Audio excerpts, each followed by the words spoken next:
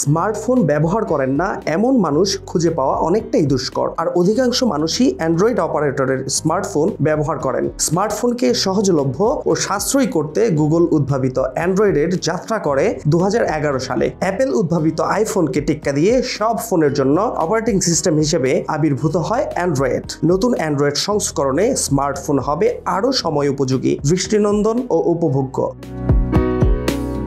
Android smartphone থেকে খুদে বার্তা আদান প্রদানের জন্য জনপ্রিয় মাধ্যমগুলোর মেসেজেস অ্যাপ, কিন্তু নানা কারণে বার্তা পাঠানোর ক্ষেত্রে বানান ভুল কিংবা গুরুত্বপূর্ণ তথ্য বাদ পড়ে যায়। এই সমস্যা সমাধানে মেসেজেস অ্যাপে পাঠানো বার্তা সম্পাদন করার 5টি সুবিধা চালু করছে গুগল। এর ফলে বার্তা পাঠানোর 15 মিনিটের মধ্যে তা সম্পাদনা করা যাবে।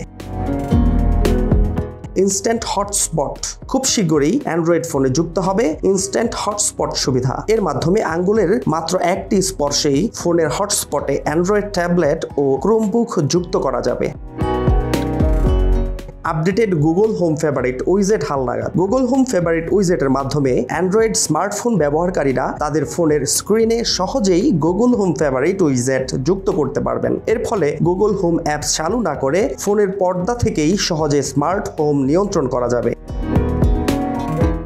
ডিজিটাল কার কি সেবার পরিধি বাড়াচ্ছে গুগল। খুব শীঘ্রই এই সুবিধাটি মার্সিডিজ বেঞ্চ ও পোলেস্টার গাড়িতে ব্যবহার করা যাবে। ডিজিটাল কার কি ব্যবহার করে অ্যান্ড্রয়েড ফোনের সাহায্যেই গাড়ি চালু, লক ও আনলক করা যাবে।